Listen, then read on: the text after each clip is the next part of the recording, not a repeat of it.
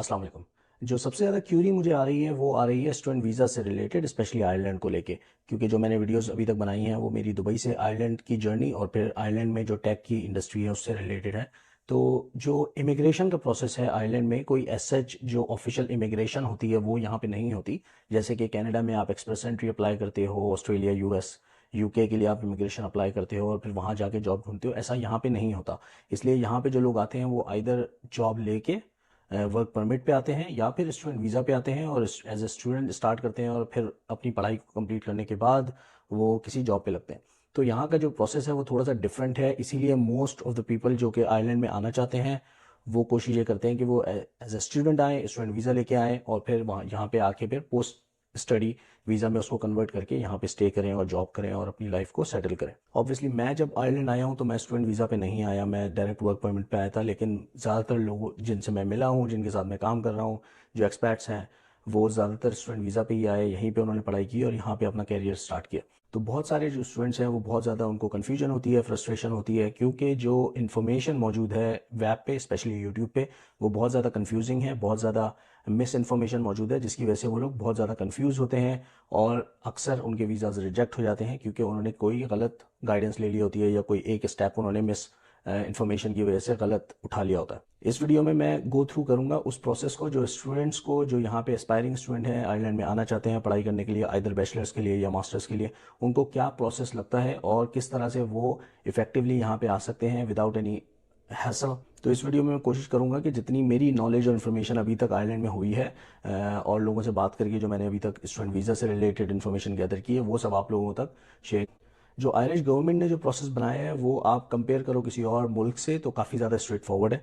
मैं ये कहूँगा कि दूसरे मुल्कों में जो स्टूडेंट वीज़ा के प्रोसेस हैं वो काफ़ी ज़्यादा मुश्किल, बट स्टिल एक वीज़ा एप्लीकेशन या स्टूडेंट वीज़ा एप्लीकेशन स्पेशली एक बहुत ज़्यादा आपकी लाइफ का एक बहुत बड़ा स्टेप होता है। और ज़्यादातर लोगों का जो पाकिस्तान में होते हैं या इंडिया में होते हैं उनके लिए एक लाइफ चेंजिंग मोमेंट होता है और एक ये जो मूव होती है ये उनकी पास जाना है। आपको एक कंसल्टेंट के थ्रू काम करना है, उसके अलावा आपको अपनी रिसर्च भी करनी है और जितनी इन्फॉर्मेशन आप वेब पे और यूट्यूब पे और डिफरेंट फोरम्स पे गैदर कर सको आपको करनी चाहिए। उससे आप मेक श्योर करोगे कि आपकी फ़ाइल जो बने इवेंचुअली वो परफेक्ट हो और उसमें कोई भी ऐसी चीज़ ना रह जाए जिसकी वजह से वीज़ा रिजेक्ट हो सके। कोई भी वीज़ा आप अप्लाई करो तो उसकी लिस्ट ऑफ डॉक्यूमेंट्स होते हैं जो आपने प्रिपेयर करने होते हैं और मोस्ट ऑफ द कंट्रीज़ के लिए वो लिस्ट ऑफ डॉक्यूमेंट्स सेम है। कुछ कंट्रीज़ में थोड़ा बहुत ऊपर नीचे होता है लेकिन ज़्यादातर जो रिक्वायरमेंट होती है वो सेम ही रहती है। बल्कि तो सबसे पहले तो ये बात करते हैं कि तब तक शुरू नहीं हो सकता जब तक आपके पास एडमिशन ऑफर ना हो। और एडमिशन ऑफर होने के लिए ऑब्वियसली आपको यूनिवर्सिटी को रीच आउट करना है। अब पहले आपको लिस्ट बनानी है कि आपकी जो फील्ड है उनकी वो कौन कौन सी यूनिवर्सिटीज़ में वो कोर्सेज ऑफर हो रहे हैं, फिर आप उधर अप्लाई करते हो। अब जब आप यूनिवर्सिटीज़ को रीच आउट करते हो और उनकी एप्लीकेशन जमा करते हो तो उनके प्रोसेसेस या उनके जो रिक्वायर्ड डॉक्यूमेंट्स हैं वो डिफरेंट हो सको। आपको जो एग्जैक्ट प्रोसेस है वो डिपेंड करेगा कि आप कौन सी यूनिवर्सिटी में जा रहे हो और आप कौन सा कोर्स ले रहे हो। तो उसकी बेस पे आपका प्रोसेस या आपके लिस्ट ऑफ रिक्वायर्ड डॉक्यूमेंट्स वो थोड़े से डिफरेंट हो सकते हैं। जो गवर्नमेंट का जो वीज़ा प्रोसेस है उसके जो रिक्वायर्ड डॉक्यूमेंट्स हैं वो सेम रहेंगे फॉर एवरीबडी, लेकिन जो यूनिवर्सिटी रिक्वायरमेंट्स हैं वो डिफरेंट हो सकती हैं for each and every student. जो सारे डॉक्यूमेंट्स हैं वो इंग्लिश में होने चाहिए और जो स्टेट इशूड डॉक्यूमेंट्स हैं वो सारे आपको, स्पेशली पाकिस्तान में जो स्टेट इशूड डॉक्यूमेंट्स हैं वो मोफा से या मिनिस्ट्री ऑफ फॉरेन अफेयर्स जो होते हैं उनसे आपको अटेस्ट कराने ज़रूरी है। जो 12 मंथ्स की वैलिडिटी जिसके अंदर हो आपके कोर्स के स्टार्ट डेट से, जो लेटर ऑफ एक्सेप्टेंस या ऑफर लेटर है यूनिवर्सिटी का वो आप, जो पेमेंट है जो कोर्स की जो फर्स्ट ईयर की जो पेमेंट है उसका पेमेंट प्रूफ आपके पास होना चाहिए। इसमें कुछ केसेस में ये एक्सेप्शन मिलती है कि आप अपनी जो पहले साल की जो फीस है वो पूरी ना दो बल्कि 50% दो तो भी आपको वो एक्सेप्ट हो जाता है। लेकिन आइडियल सिनेरियो यही है, क्योंकि मैंने ऐसे केसेस देखे हैं जिसमें वीज़ा रिजेक्ट हुआ सिर्फ इसलिए कि जो फर्स्ट ईयर की जो फीस थी वो फुली पेड नहीं थी, वो 50% पेड थी। क्योंकि एक जगह पे रिक्वायरमेंट्स में लिखा हुआ है कि मिनिमम फीस जो है वो 6000 यूरो पेड होनी चाहिए। तो जो आइडियल सिनेरियो है वो यही है कि आपको अपनी जो फर्स्ट ईयर की कोर्स की फीस है वो फुली पेड करनी है और उसका पेमेंट प्रूफ आपको अपनी प्रोफाइल में लगाना है और उसके साथ आपको प्रूफ ऑफ फंड्स दिखाने होते हैं। प्रूफ ऑफ फंड्स जो है वो आपके अपने बैंक स्टेटमेंट में भी हो सकते हैं या आपके किसी स्पॉन्सर के बैंक स्टेटमेंट में भी हो सकते हैं। प्रूफ ऑफ फंड को कैलकुलेट करने का सिंपल फॉर्मूला ये है कि 10,000 यूरो जो आज की डेट है उसके हिसाब से जो रिक्वायरमेंट है वो 10,000 यूरो पर ईयर आपके पास होने चाहिए two four number of years, जितना भी आपका कोर्स है। जैसे अगर आप बैचलर्स के लिए आ रहे हो तो 3 साल का कोर्स होगा, मास्टर्स के लिए आ रहे हो तो 1 साल का कोर्स होगा। तो जितने भी साल हैं उनको मल्टीप्लाई बाय 10 करो तो उतने 1000 यूरोज आपके पास बैंक अकाउंट में होने चाहिए, या तो आपके पास या फिर आपके स्पॉन्सर के पास। तो फिर आपकी फ़ाइल जो प्रूफ ऑफ फंड्स हैं वो सेटिस्फाई करेंगे रिक्वायरमेंट को। अगर वो उससे कम है तो आपका वीज़ा मोस्ट प्रॉब्ली रिजेक्ट हो जाएगा। यही सबसे मेन रीज़न होता है रिजेक्शंस का, और यही सबसे मोस्ट इंपॉर्टेंट फैक्टर होना चाहिए जिस पे आप काम करेंगे अपनी एप्लीकेशन में, कि आप मेक श्योर करेंगे जो आपका प्रूफ ऑफ फंड्स है वो सही से क्लैरिफाई हो, वो डेमोन्स्ट्रेट हो अकाउंट बैंक स्टेटमेंट्स के अंदर।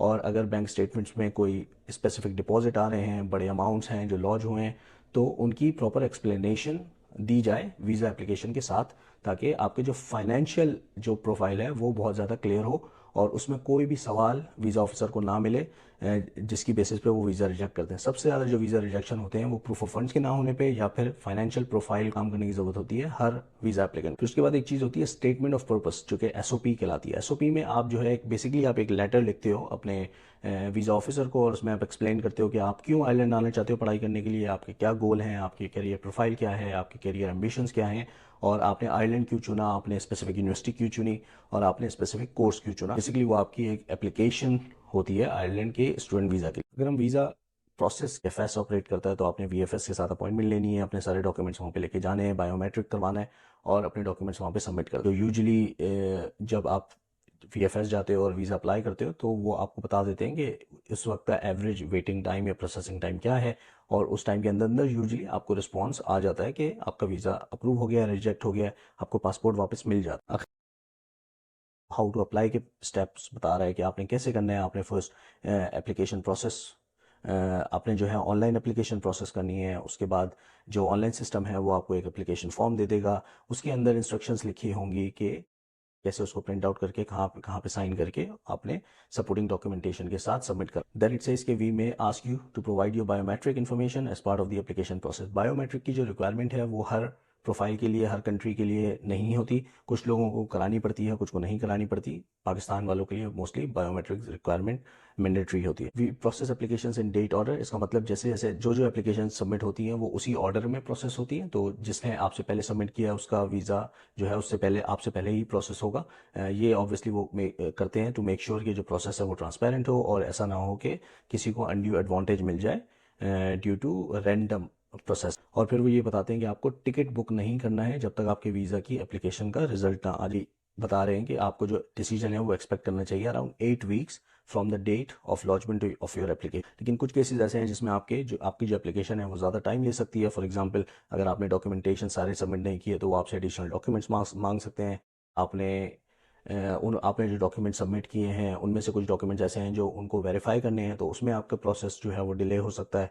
और कोई भी और पर्सनल सर्कमस्टांसेस या आपकी जो प्रोफाइल है उसमें कोई ऐसा कंसर्न उन्हें मिल जाए जिसकी उन्होंने फर्दर इन्वेस्टिगेशन करनी है, उसकी वजह से जो प्रोसेस है वो डिले भी हो सकता है और लंबा चल सकता है। उसके बाद आप इस पेज पे नीचे आओगे तो आपको सारे जो डॉक्यूमेंट्स रिक्वायर्ड हैं इस स्टूडेंट वीज़ा के लिए वो लिखे हुए हैं, जिस पे आपको साइन करना होता है। पाकिस्तानी पासपोर्ट पे वो सेकंड पेज होता है। अगर आपने उस पर साइन नहीं किया हुआ तो वीज़ा रिजेक्ट हो सकता है। तो आपने मेक श्योर करना है कि आपके जितने भी पुराने पासपोर्ट्स हैं उनके स्कैन करने से पहले आपने उसके सेकंड पेज पे सिग्नेचर करने, और मेन जो आपका ओरिजिनल करंट पासपोर्ट है उस पर भी आपने करने। उसके बाद जो आपका एडमिशन का प्रूफ है, एविडेंस है, वो सबमिट होगा। आपको एविडेंस देना पड़ेगा अगर आपकी एजुकेशन हिस्ट्री में कोई गैप है तो आपको जो आपको एविडेंस देना होगा जो पेमेंट आपने कॉलेज के लिए फर्स्ट ईयर के लिए की है। उसके बाद आपको इस चीज़ का एविडेंस देना होगा कि आपने वही कोर्स क्यों चुना और आपकी एकेडमिक एबिलिटी क्या है उस कोर्स को परस्यू करने के लिए। बेसिकली जो पुरानी ट्रांसक्रिप्ट्स हैं या डिग्री हैं वो सबमिट होती हैं। तुम align your profile with the course that you are taking. आपको जो इंग्लिश लैंग्वेज का जो एविडेंस है वो देना होगा। फाइनेंसेस शो करने होंगे, जैसे एज ए सेड आपको अपनी बैंक स्टेटमेंट्स प्लस अगर आपका कोई स्पॉन्सर है तो उसकी बैंक स्टेटमेंट्स लगानी होंगी। उसके बाद private medical insurance, previous visa refusal से फैनी, और summary of finance of student visa application. इसमें इन सब के अंदर एक डिफरेंट रिक्वायरमेंट है, फाइनेंशियल रिक्वायरमेंट्स हैं। ये सब आप खुद आके इमिग्रेशन की वेबसाइट पे पढ़ सकते हैं और इसकी बेसिस पे आप अपनी जो फाइल है उसकी तैयारी कर सकते हैं।